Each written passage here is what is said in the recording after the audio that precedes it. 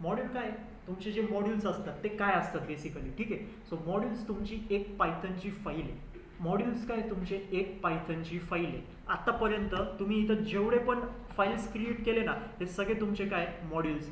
पायथनमध्ये जे लायब्ररीज असतात ते सगळे लायब्ररीजसुद्धा काय तुमची एक पायथनची फाईल आहे जे की .py करून सेव्ह केली गेलेली.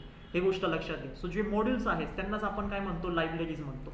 जे मॉड्यूल्स आहेत त्यांनाच आपण काय म्हणतो लायब्ररीज म्हणतो. सो मॉड्यूल आणि लायब्ररीज दोन्ही पण एकच गोष्ट आहे. दोन वेगवेगळे वर्ड्स आहे पण मिनिंग एकच आहे. सो लायब्ररी म्हणा किंवा मॉड्यूल म्हणा दोन्ही पण एकच गोष्टीला रेफर करणारे. सो जे मॉड्यूल्स आहेत ते कसे असतात बेसिकली तुमचे .py चे फाईल्सच असतात. आतापर्यंत तुम्ही लायब्ररीज ऐकलं असेल, लायब्ररी हा शब्द ऐकला असेल पायथनमध्ये. सो जे लायब्ररीज असतात ते बेसिकली काय असतात तुमचे पायथनची फाईलच असतात जी की .py ने सेव्ह केलेली असतात. पण आता काय अर्थ या मॉड्यूलचा, काय अर्थ या लायब्ररीचा. सो मॉड्यूल आणि लायब्ररीचा अर्थ असं असतं की एक अशी फाईल, एक पायथनची अशी फाईल ज्याच्यामध्ये set of program already return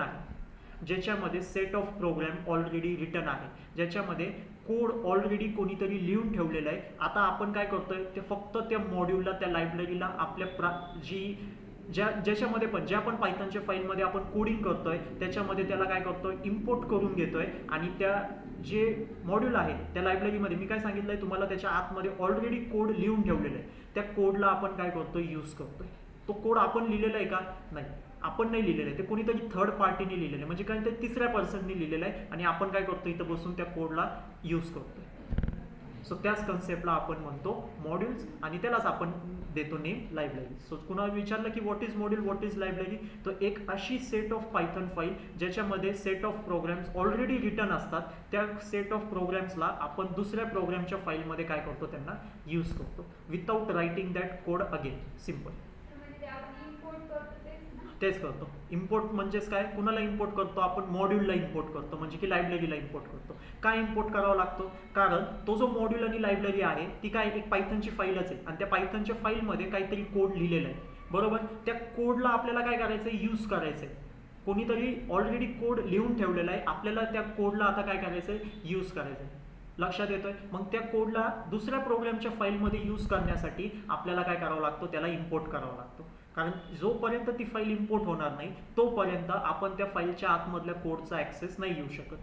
concept समजतं. कारण त्याचा कोड कुठं प्रेझेंट आहे, दुसऱ्या पायथनच्या फाईलमध्ये प्रेझेंट आहे आणि त्या कोडचा ॲक्सेस मी कुठं घ्यायला बघतोय, सपोज decorators.py मध्ये घ्यायला बघतोय. सो त्या केसमध्ये मला काय करावं लागतं, त्याला इम्पोर्ट करावं लागतो. सो ती इम्पोर्ट झाली की त्याच्यानंतर मला त्या सगळ्या कोडचा ॲक्सेस भेटतो. मग मला परत ते सेम कोड लिहिण्याची गरज नाही आहे, कारण जो कोड आहे तो कुठं सेव्ह असतो, फंक्शन्सच्या आतमध्ये सेव्ह असतो. फंक्शनच्या आतमध्ये जो आपण फंक्शन क्रिएट करतो ना, आपण मॅन्युअल फंक्शन कसं क्रिएट करायचं ते बघितलंय, डेफ. लक्षात येतोय. सो त्या असेच त्या पायथनच्या फाईलमध्ये जे मॉड्यूल फाईल आहे, लायब्ररी ज्याला म्हणतो, त्या लायब्ररीच्या फाईलमध्ये असे सेट ऑफ फंक्शन्स रिटर्न आहे. प्रत्येक फंक्शनच्या आतमध्ये कोड लिहिलेला आहे. लक्षात येते. आपण कुणाला कॉल करतो, फक्त फंक्शनला कॉल करतो. जसं फंक्शन कॉल होतो तर पायथन काय करतो, त्या लायब्ररीच्या फाईलमधून त्या फंक्शनचा कोड एक्झिक्यूट करतो आणि आउटपुट आपल्यासमोर प्रेझेंट करतो. सो मॉड्यूल्स आणि लायब्ररीज काय तुमचे बेसिकली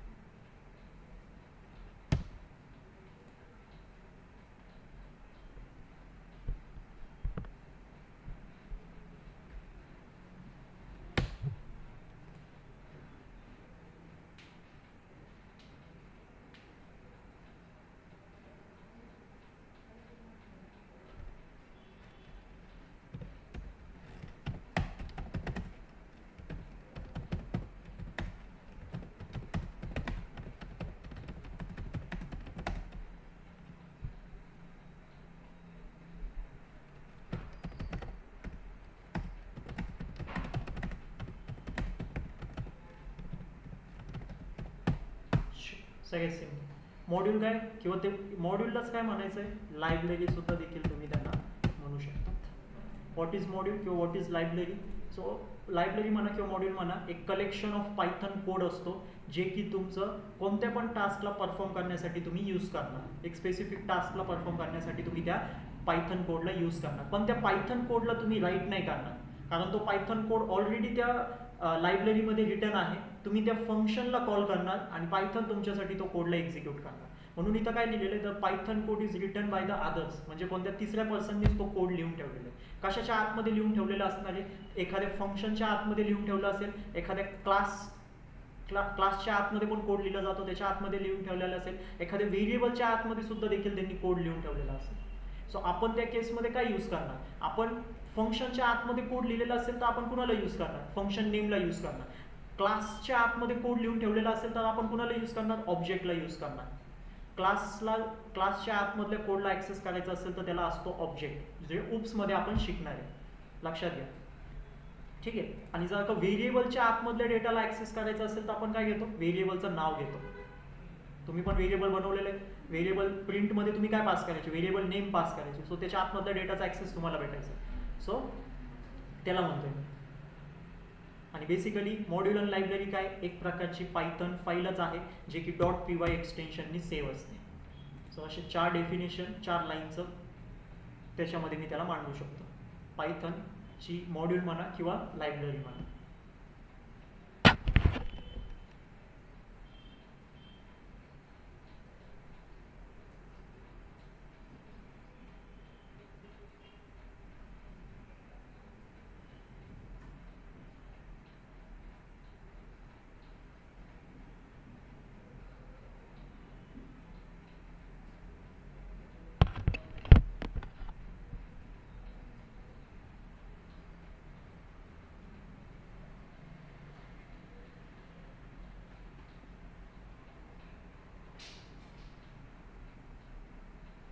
आता काय गरज आहे या मॉड्यूलची आणि काय गरज आहे आपल्याला या लायब्ररीजचा, काय यूज करतो, काय यूज करायचं आपल्याला या लायब्ररीज आणि मॉड्यूल, काय गरज आहे आपल्याला. जर का मी काय म्हणतोय, तुम्हाला काय परफॉर्म करायचं आहे, तुमचं काहीतरी स्पेसिफिक टास्क इथं काय करायचं आहे, परफॉर्म करायचं आहे. सो असं कोणतं टास्क आहे जे, सपोज मी तुम्हाला सांगितलं होतं factorial of A number calculate करा, लक्षात येतोय, फॅक्टोरियल ऑफ ए नंबर, त्या फॅक्टोरियलचं कोड सुद्धा देखील आपण लिहू शकतो. हां, तुम्हाला सांगितलं होतं greatest of 3 numbers, greatest of 4 number, म्हणजे 4 नंबरचं इनपुट घ्या आणि त्या नंबरपैकी मॅक्झिमम नंबर कोणतं आहे ते सांगा किंवा मिनिमम नंबर कोणतं आहे ते मला सांगा. लक्षात येतोय ते सगळे कोड्स. तुम्हाला मी सांगतोय की एक लिस्ट बनवा, त्या लिस्टमध्ये नंबर ऑफ डेटा असणार आहे, म्हणजे की न्यूमेरिकल डेटा असणार आहे, त्या सगळ्या न्यूमेरिकल डेटाचा काय करा, मला ॲडिशन परफॉर्म करून द्या. हां, तर ते सगळे गोष्टी जे आहेत त्यांच्यासाठी आपण मॅन्युअली कोड लिहू शकतो, प्रत्येक याच्यासाठी आपण कोड लिहू शकतो, तो पॉसिबल आहे. बट हे सगळे जे फंक्शन्स आहेत ते ऑलरेडी पायथनमध्ये अवेलेबल आहे, ही गोष्ट लक्षात घ्या. तुम्हाला फॅक्टोरियल कॅल्क्युलेट करायचे तर एक लायब्ररी आहे मॅथ्स नावाची, म्हणजे MATH मॅथ नावाची एक लायब्ररी प्रेझेंट आहे पायथनमध्ये. त्याच्या आतमध्ये फॅक्टोरियलचं डायरेक्ट फंक्शन आहे. तुम्ही मॅथला इम्पोर्ट करा, फॅक्टोरियल फंक्शनला कॉल करा, त्या फॅक्टोरियलच्या आतमध्ये डेटा पास करा, लगेच फॅक्टोरियल कॅल्क्युलेट करून तुमच्या समोर प्रेझेंट असेल. आपण फॅक्टोरियलला कसं कॅल्क्युलेट केलं होतं, रिकर्शनमध्ये केलं असतं. आपण त्याच्यासाठी कोड लिहिलं होतं 5-6 लाईनीचं, समजून घेतलं होतं की ते फंक्शन स्वतःलाच कसं कॉल करतोय परत परत परत. त्याच्यामध्ये तुम्हाला काय करावं लागेल, लॉजिक बिल्ड करावं लागेल. पण लायब्ररीजनी काय केलेलं आहे, आपला जो वर्क आहे तो एवढं सोपं करून ठेवलेलं आहे, एवढं सिम्पल करून ठेवलेलं आहे प्रत्येकाचं, की तुमचं जो पण असं वर्क जे की प्रत्येक प्रोग्रामर कॉमनली परफॉर्म करतोय त्या सगळ्यासाठी काय केलेलं आहे, कोड लिहून ठेवून दिलेलं आहे. म्हणजे असं कोड जो जनरली 99% लोक सगळेजण यूज करणार, म्हणजे करणारच कुठं ना कुठं तरी. सो ते सगळे कोड आज लायब्ररीजमध्ये पायथन काय करतोय, अवेलेबल करून ठेवतोय. आज पायथनमध्ये 6 लाखपेक्षा पण जास्त लायब्ररीज अवेलेबल आहे तेवढ्या, आणि डे बाय डे ती लायब्ररीज मॉड्यूल्स इन्क्रीज होत जात आहे. डे बाय डे रोज एक ना एक लायब्ररी बनू राहिली. दर ह्याच्यामध्ये जसं जसं पायथन अपडेट होतं त्याच्यामध्ये रोज एक काही ना तरी लायब्ररीज नवीन अपडेट होत आहे. आणि त्या सगळ्या लायब्ररीजमध्ये तुमचे हे जे डेली लाईफमध्ये जे तुम्ही कोड यूज करताय, जे जनरली 99% प्रोग्रामर्स कोड यूज करताय, ते सगळे कोड त्याच्यामध्ये लिहून ठेवलेले. तुम्हाला ते कोड परत लिहिण्याची गरज नाही. तुम्ही काय करा, नुसतं त्या फंक्शनला कॉल करा, तुमचं कोड एक्झिक्यूट, असं तुमचं वर्किंग चालतं. सो असे तुमच्याकडं व्हेरियस लायब्ररीज अवेलेबल आहे. डिपेंड तुमचं प्रॉब्लेम स्टेटमेंट काय, तुम्ही टास्क कोणतं परफॉर्म करता, तुमच्या प्रॉब्लेम स्टेटमेंट आणि टास्कवरती डिपेंड आहे. जर का तुमचं टास्क असं कोणतं तरी आहे, जसं मी सांगितलं फॅक्टोरियल काढायचं आहे, तर फॅक्टोरियलसाठी कोड लिहिण्याची गरज नाही आहे. डायरेक्ट सिम्पल एका लाईनमध्येच फॅक्टोरियल निघू शकतो. मॅथ्स लायब्ररीला इम्पोर्ट करा, इम्पोर्ट केल्यानंतर त्याच्या आतमध्ये फंक्शन असतो फॅक्टोरियल, त्या फॅक्टोरियल फंक्शनला नुसतं कॉल करा. कॉल करताना त्याच्यामध्ये आर्ग्युमेंट्स पास करा. आर्ग्युमेंट्स म्हणजे काय पास होणार, डेटा पास होणार. ज्या नंबरचं फॅक्टोरियल पाहिजे तो नंबर पास होईल आणि लगेच प्रिंट करा, तुमच्यासमोर काय असेल, डेटा असेल. सो कोड लिहिण्याची पण गरज नाही. काय लॉजिक आहे काय नाही ते सुद्धा तुम्हाला बघायला भेटणार नाही. लायब्ररी आहे मॅथ्स नावाची, त्याच्यामध्ये त्याचं लॉजिक पण आहे, फंक्शन कॉल होतंय, कोड एक्झिक्यूट होतोय. सो अशा पद्धतीने तुम्ही मॉड्यूल्स आणि लायब्ररीजचं यूज करणार आहे आणि या लायब्ररीज आणि मॉड्यूल्सचा आपल्याला यूज करावा लागणार आहे. सो आपण लायब्ररीज जसं की डेटा सायन्समध्ये सगळं खेळ तुमचा लायब्ररीवरतीच डिपेंड असणार आहे. जेव्हा तुम्ही डेटा सायन्स लर्न करणार आहे त्याच्यामध्ये NumPy, Pandas, Matplotlib, Seaborn सारख्या लायब्ररीज तुम्हाला इनिशियल स्टडी करायचे. सो पूर्ण खेळ डेटा सायन्सचं पूर्ण वर्किंग, मी असं म्हणणार 60 to 70% वर्किंग डेटा सायन्सचं डेटा सेटवरती डेटावरती लायब्ररीजचाच खेळ राहणार आहे. तुम्हाला लायब्ररीज अंडरस्टँड करावी लागणार आहे. त्या लायब्ररीजच्या आतमध्ये एक फंक्शन नसतं, ही गोष्ट लक्षात घ्या. मॅथ्स लायब्ररी मी तुम्हाला सांगितलं जसं एक फॅक्टोरियल आहे, तसे त्या फॅक्टोरियल सोबत किती फंक्शन्स आहेत तुम्ही इमॅजिन पण नाही करू शकत, तेवढे फंक्शन्स त्या पायथन त्या मॅथ्स नावाच्या लायब्ररीमध्ये अवेलेबल आहे. ते सगळे फंक्शन्स तुम्हाला काय करावे लागतील, स्टडी करावे लागते. प्रत्येक फंक्शनचं वर्किंग तुम्हाला समजावं लागेल, मगच कुठं तुम्ही त्याला यूज करू शकता.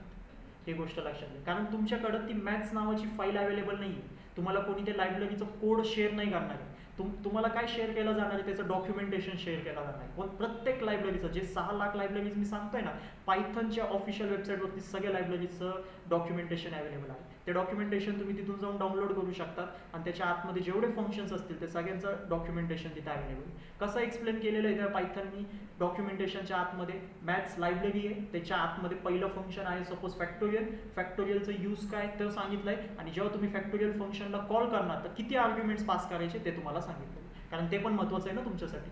ही गोष्ट समजून घ्या. जेव्हा पण फंक्शन तुम्ही कॉल करणार तर त्या फंक्शनच्या आतमध्ये जर का आर्ग्युमेंट पास करणं कंपल्सरी आहे तर पास तर करावंच लागेल. तुम्ही नॉर्मल फंक्शन्समध्ये पण चेक केलं असेल, जेव्हा तुम्ही पॅरामीटर्स पास करताय आणि तुम्ही जर का आर्ग्युमेंट पास नाही केलं तर काय होईल, तुम्हाला एरर येणार. सो सेम तिथं पण होतं, कारण ती सुद्धा एक पायथनची फाईलच आहे मॅथ्स नावाची. त्याच्या आतमध्ये फॅक्टोरियल नावाचं डेफ कीवर्ड यूज करून असं फंक्शन बनवून ठेवलेलं आहे. आता जर का तिथं डेफ कीवर्डचं यूज करून फॅक्टोरियल नावाचं फंक्शन अवेलेबल आहे तर तिथं पॅरामीटर पास केलं असेल ना त्यांनी, म्हणून तर ते तुम्हाला सांगते आर्ग्युमेंट पास करा. जर का तुम्ही आर्ग्युमेंट पास नाही केलं तरी सुद्धा तुम्हाला तिथं काय भेटणार आहे, एरर भेटणार. सो लायब्ररीजला कसं स्टडी करायचं ते तुम्हाला मी सांगतो. आता डेफिनेशन सांगितली, पण लायब्ररीजला यूज करायचं. आता इथून पुढं प्रत्येक गोष्टीमध्ये तुम्ही लायब्ररीजला यूज करणार, कारण तुमचं वर्क काय होतंय तिथं कमी होतं. सो जिथं जिथं तुम्ही तुमचं वर्क रिड्यूस करू शकता तिथं तुमचा कोणता कन्सेप्ट आलं, लायब्ररीचा कन्सेप्ट आला. जर का लायब्ररी यूज नाही केली तर प्रत्येक गोष्टीसाठी कोड लिहित बसावं लागेल, प्रत्येक गोष्टीसाठी कोडला मॅनेज करत बसावं लागेल. पण असं नाही म्हणत आहे की प्रत्येक आपल्याला कोड लिहिण्याची गरजच नाही आहे. पायथननी काय कोणतं कोड लिहून ठेवलेलं आहे जो इन जनरली सगळेजण यूज करतात तो कोड आहे. तुम्ही जर काय असं स्पेसिफिक काहीतरी सॉफ्टवेअर ॲप्लिकेशन डेव्हलप करताय जो की पायथनला त्याच्याशी काय घेणं नाही, सो त्याचा कोड कोणाला लिहावं लागेल, तुम्हालाच लिहावं लागेल. पण त्याच्या आतमध्ये जेव्हा तुम्ही कोड लिहिताय सो त्या केसमध्ये जर का अशी काही गोष्ट आहे ज्याच्यामध्ये काही सर्टेन अमाऊंट ऑफ कोड आहे जो लायब्ररीच्या मदतीने पूर्ण होऊ शकतो, तर तो कोड तुम्ही कशाच्या मदतीने पूर्ण करणार, लायब्ररीच्या मदतीने पूर्ण करणार. तुम्हाला असं नाही म्हणत आहे की लायब्ररीचा यूज करून तुमचं पूर्ण कोड तयार होणार आहे, पूर्ण कोड तयार नाही होणार. काही पार्ट कोडचं तुमचं काय होणार आहे, ऑटो रेडी होणार आहे. कशामुळे, लायब्ररीजमुळे. काही पार्ट ऑफ कोड तुम्हाला लिहिण्याची गरजच नाही त्या कोडमध्ये, कारण ऑलरेडी लायब्ररीमध्ये रिटर्न आहे. तुम्ही लायब्ररीचं फंक्शन यूज करून त्याला इम्प्लिमेंट करू शकता. ज्याचं फंक्शन नाही आहे, ज्याची लायब्ररीच नाही आहे, त्याचा कोड तर तुम्हालाच बिल्ड करायचं आहे. त्याचं लॉजिक तुम्हाला काही करून विचार करून डेव्हलप करून स्वतःचं तयार करावं लागतं. सो अशा पद्धतीने लायब्ररीजचं आपलं यूज सांगणार. सो जी लायब्ररीज आहेत ते बेसिकली कलेक्शन ऑफ पायथन कोडच आहे, एक प्रकारचं एक पायथनची फाईलच असते. त्या पायथनच्या फाईलच्या आतमध्ये नंबर ऑफ फंक्शन्स आहे, क्लासेस आहे, व्हेरिएबल्स आहे. लक्षात येतोय. सो आपण हे सगळे कन्सेप्ट आपण स्टडी केलेले, फक्त क्लास आपला राहिलेला आहे. क्लास आणि ऑब्जेक्टला आपल्याला स्टडी करायचं आहे, पण फंक्शन आपण स्टडी केले. फंक्शनच्या आतमधलं कोडचा ॲक्सेस पाहिजे असेल तर फंक्शन नेमला कॉल करणार. व्हेरिएबलच्या आतमधल्या डेटाला ॲक्सेस पाहिजे असेल तर व्हेरिएबल नेमला कॉल करणार. हा डेटा आपण स्टडी केलेला. सो सेम ते आपण लायब्ररीजला अंडरस्टँड करून त्यांचे फंक्शन्स अंडरस्टँड करून कोडला इम्प्लिमेंट करणार. लक्षात येईल. हा होतो तुमचं लायब्ररी आणि मॉड्यूल्स, ज्याला तुम्ही एकच यांनी डिनोट करू शकता. काय गरज होती ते पण तुम्हाला सांगितलं. आता जे मॉड्यूल्स असतात ते मल्टिपल टाईप्सचे मॉड्यूल्स आपल्याकडे अवेलेबल आहे. तुम्ही स्वतःचं पण मॉड्यूल इथं क्रिएट करू शकता. ही गोष्ट लक्षात घ्या. एखादी फाईल तुम्ही स्वतःची क्रिएट करू शकता. .py नी सेव्ह करताय, त्याच्या आतमध्ये तुम्ही number of functions write down करून ठेवलेले, त्या फंक्शन्सला तुम्ही दुसऱ्या फाईलमध्ये यूज करू शकता. आता कोणती फाईल इम्पोर्ट होणार, जी फाईल तुम्ही क्रिएट केलेली त्या फाईलला जे तुम्ही नाव दिलेलं असेल त्या फाईलला आपण काय करणार, इम्पोर्ट करणार दुसऱ्या फाईलमध्ये. सो टाईप्स ऑफ मॉड्यूल आहे आपलं पुढचं कन्सेप्ट. ठीक आहे. टाईप्स ऑफ मॉड्यूल आहे आणि तुम्ही मॉड्यूल्सला यूज करणार. कधी यूज करणार? जेव्हा तुमचं एक बिग प्रोजेक्ट असणार आहे. सपोज तुम्ही एक असं स्टुडंट मॅनेजमेंट सिस्टीम, सगळ्यात बेसिक प्रोजेक्ट आपण म्हणणार, प्रत्येक जणांनी ऐकलं असेल. तुम्ही तसं प्रोजेक्ट काय करताय, तुम्ही क्रिएट करताय. सो स्टुडंट मॅनेजमेंट सिस्टीममध्ये किती काही गोष्टी येणार आहे. स्टुडंटचा डेटा येतो, टीचरचा डेटा येतो, स्टुडंटचा परफॉर्मन्सचा डेटा येतो, दुसरं त्याचा अटेंडन्सचा डेटा येतो, फीजचा डेटा पण त्याच्यामध्ये आपण कलेक्ट करून ठेवणार आहे. सो किती डेटा असणार आहे. आता त्या सगळ्या गोष्टीच्या रिलेटेड आपण काय करणार, एकच पायथनच्या फाईलमध्ये कोड लिहिणार का आपण? नाही. सो जेव्हा तुम्ही प्रोजेक्ट क्रिएट करतात ना, तुम्ही प्रत्येक गोष्टीसाठी वेगवेगळं काय करणार, पायथनची फाईल बनवणार. कारण तुमचा जो सॉफ्टवेअर असतो त्याच्यामध्ये सेक्शन्स असतात. Student section, teacher section, attendance section, एखाद्याचं फीज सेक्शन. सो जेव्हा जेव्हा तुम्ही एक एक सेक्शनवरती क्लिक करणार, वेगळा इंटरफेस तुमच्यासमोर ॲपियर होतो. तुम्ही तुमच्या सॉफ्टवेअर कधीतरी वापरले असतील ते सगळे, त्याच्यामध्ये चेक करा. सो त्या केसेसमध्ये प्रत्येक सेक्शनचा जो कोड असतो तो वेगळ्या पायथनच्या फाईलमध्ये लिहिलेला असतो. प्रत्येक सेक्शनचा जो कोड आहे तो वेगवेगळ्या पायथनच्या फाईलमध्ये लिहिलेला असतो. कधीच तुम्ही एका पायथनच्या फाईलमध्ये सगळ्या सेक्शनचा कोड लिहून नाही ठेवणार. कारण जेव्हा तुम्ही तसं लिहिलं तर ते कोड जो असतो तो रिडेबल नसतो. कारण जो सॉफ्टवेअर असतो त्याच्यामध्ये मल्टिपल चेंजेस असतात, मल्टिपल चेंजेस करावे लागतात. कधीच एक सॉफ्टवेअर पूर्ण नसतं. ते कधीपर्यंत त्याच्यामध्ये चेंजेस होईल हे आपल्याला पण माहिती नसतं. आज तुम्ही बिल्ड केलं, एखाद्याला वापरायला दिलं, तो तुम्हाला म्हणणार की असं नको आहे, या प्रकारे चेंजेस पाहिजे, परत तुम्ही त्याच्यामध्ये चेंजेस करणारच ना. सो त्या केसमध्ये तुमचा जो प्रोजेक्ट असतोय, जेव्हा तुम्ही त्याचं स्ट्रक्चर सेट करतात तेव्हा तुम्ही डिफरंट पार्ट्समध्ये जेवढं होईल त्या प्रोजेक्टला डिवाइड करण्याचा प्रयत्न करता. तुम्ही कधीच एका ह्याच्यामध्ये पूर्ण प्रोजेक्टला सेट करून ठेवत नाही. जर का तुम्ही तसं केलं, तसं मॅनेज होऊ शकतो. असं म्हणत नाही की तो रॉंग आहे, काय तुम्हाला एरर येणार आहे, काय तुमचं कोडच रन होणार नाही. तुमचं कोडही रन होणार, तुमचं सॉफ्टवेअर पण बिल्ड होणार, पण ते तुमचं रिडेबल नसणार. कारण सगळं एक ठिकाणी प्रेझेंट असल्यानंतर तुम्हाला कुठं चेंज करायचं आहे, काय चेंज करायचं आहे हे शोधण्यासाठीच तुम्हाला पहिले हे करावं लागणार. सो त्या केसेसमध्ये तुमचा जो प्रोजेक्ट असतो तो वेगवेगळ्या पार्ट्समध्ये डिवाइड होतो, वेगवेगळ्या स्ट्रक्चरमध्ये आपण त्याला सेट करतो आणि मग प्रत्येक याच्यामध्ये जाऊन आपले चेंजेस असतात. आणि ते सगळे फाईल्स असतात ना, जेवढे पार्ट्समध्ये तुम्ही डिवाइड केलेले आहे ते सगळे फाईल्स एकमेकांशी कनेक्टेड असतात. सगळे फाईल्स एकमेकांशी कनेक्टेड असतात आणि त्यालाच आपण म्हणतो मॉड्यूल्स. मग एक मॉड्यूलला सपोज जर का student.py म्हणून मी एक फाईल बनवली, एक बनवली teacher.py आणि मला कनेक्ट करायचं आहे त्या दोन्ही पण फाईलला. मला teacher.py मध्ये कसं कोड लिहायचं आहे की कोणत्या टीचरच्या अंडर की कोणते स्टुडंट्स आहे, सो ते मला पुट करायचे. सो त्या केसमध्ये मला स्टुडंटचा डेटा तर लागेलच त्या teacher.py फाईलमध्ये. सो त्या केसमध्ये मी काय करणार, इम्पोर्ट करून घेणार. काय इम्पोर्ट करून घेणार, student.py काय करणार मी इम्पोर्ट करून घेणार माझ्या teacher.py फाईलमध्ये. आला स्टुडंटचा डेटा त्याच्यामध्ये पण, लक्षात येतं. आणि जेव्हा मी कोड लिहिणार आहे, मी काय कोड असं नॉर्मली नाही लिहिणार आहे. मी काय सांगितलंय तुम्हाला, इथून पुढे तुम्ही जेव्हा पण कोड लिहिणार, तुम्ही कशाच्या आतमध्ये लिहिणार, एक तर क्लासच्या आतमध्ये लिहिणार किंवा तुम्ही फंक्शनच्या आतमध्ये लिहिणार. हेच दोन्ही ज्याच्यामध्ये तुम्ही त्याला यूज करा, एक तर क्लास किंवा फंक्शन. हे दुसरं जर का तुम्ही सोडलं तर तुम्ही कोड लिहिणारच नाही. नॉर्मल कोड तर कधीच लिहायचा नाही. त्या केसमध्ये जेव्हा तुम्ही फंक्शनच्या आतमध्ये लिहिणार किंवा क्लासच्या आतमध्ये लिहिणार तर तुम्ही दुसऱ्या फाईलमध्ये त्या डेटाचा ॲक्सेस घेऊ शकतात. त्या कोडचा ॲक्सेस तुम्ही दुसऱ्या पायथनच्या फाईलमध्ये इझिली घेऊ शकतात. कारण मॉड्यूल आणि लायब्ररीचा कन्सेप्टच तो आहे. सो अशा पद्धतीने तुमचं कन्सेप्ट असेल मॉड्यूलचं आणि लायब्ररीचं, जे की एक बिल्ट इन पायथनची फाईल आहे. ऑलरेडी एक फाईल प्रेझेंट आहे, त्या फाईलमध्ये तुमचं कोड आहे. त्या कोडला तुम्ही दुसऱ्या पायथनच्या फाईलमध्ये काय करताय, यूज करताय. त्यालाच आपण म्हणतो लायब्ररीज, त्यालाच आपण म्हणतो मॉड्यूल्स. ही तर डेफिनेशन आहेच, पण सिम्पल डेफिनेशन अजून म्हणायचं म्हटलं ते मॉड्यूल आणि लायब्ररी काय असतं, एक पायथनची फाईलच असते. त्या पायथनच्या फाईलमध्ये कोड लिहिलेला आहे, त्या कोडला आपण काय करतो, यूज करतो दुसऱ्या पायथनच्या फाईलमध्ये, सेकंड पायथनच्या फाईलमध्ये असं समजा. आणि सेकंड पायथनच्या फाईलमध्ये आपण कोडला राईट नाही करत, आपण काय काय करतो, फक्त त्या कोडचा ॲक्सेस घेतो. कारण कोड ऑलरेडी लिहिलेला आहे ना, तर परत कोड लिहिण्याची काय गरज आहे. सो त्या केसमध्ये आपण काय करतोय, फक्त त्या कोडचा ॲक्सेस घेतो. कसा ॲक्सेस घेतो, एक तर फंक्शन नेमनी किंवा क्लासमध्ये असेल तर ऑब्जेक्टनी किंवा व्हेरिएबलमध्ये असेल तर व्हेरिएबल नेम. अशा पद्धतीने तुम्ही कोडचं काय करणार, ॲक्सेस. असं कन्सेप्ट राहील तुमचं मॉड्यूलचं, लायब्ररीचं. सगळं थेरोटिकल पॉईंट्स आहे, तुम्हाला अंडरस्टँड करायचं आहे. मी तुम्हाला इम्प्लिमेंट पण करून दाखवेल. टाईप्स ऑफ मॉड्यूल आता उद्या एक्सप्लेन करतो. बिल्ट इन मॉड्यूल्स आहे, ठीक आहे. काही टिपनी कमांड देऊन तुम्हाला इन्स्टॉल करता येतो.